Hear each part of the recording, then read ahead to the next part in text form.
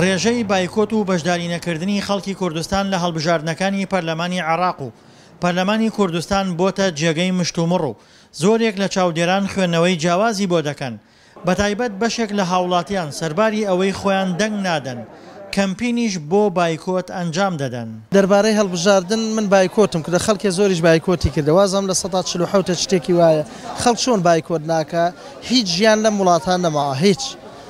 هیچ کارێ بۆ خەڵ ناکەن استفادەی خەڵ تەنها لافیتە بەرزۆکردن و قسەی زلکردن و ڕسمەکان زلە ئینا ئیشەکان نەک بچووکە هەن نیشە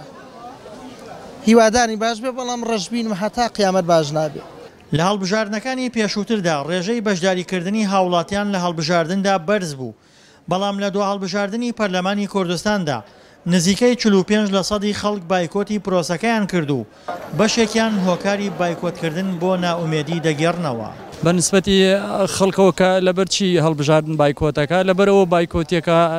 هەر ئەم دەموچاوانە لەسەر حکومن و ئەم دەسەڵاتە لەسەر حکومن گۆڕانکاری بەسەر دەسەڵاتەکان نایە ئەگەر وا بێت و بڕات بەردەوام بێ بەو شێوە بگرێت لە 45%گەش ئەم جارە بایکۆتیەکە ئەوەش هەڵبژاردن ناکرێت. چاودێران پێیان وایە زۆربەی ئەوانەی بایکۆتی هەڵبژاردن دەکەن دەنگدەری لایەنە ئۆپۆزیسیۆنەکانن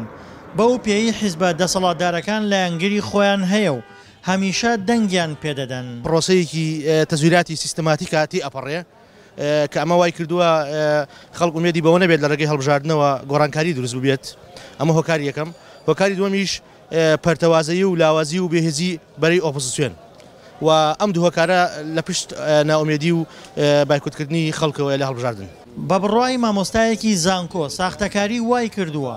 خەڵک بێهیوا بێت لە گۆڕانکاری لە ڕێگەی سندوقەکانی دەنگدانەوە و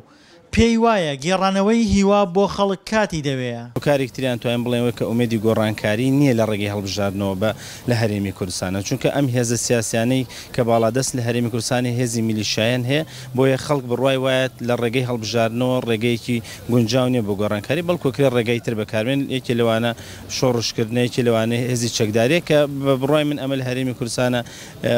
هاتنەبوونی زۆر ئەسەمە ئەگەر بێتە بوونیش جۆرێک لە فەوزایەکی تر لە هەرێمی کوردستانە دروستەکە. ناڕزایەتی لە نێو هێزەکانی دەرەوەی یەکێتی و پارتی بەرز بۆتەوە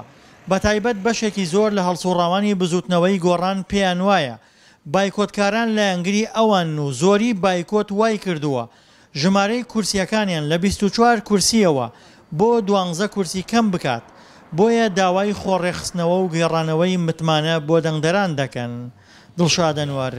دەنگی ئەمریکا گەرمیان.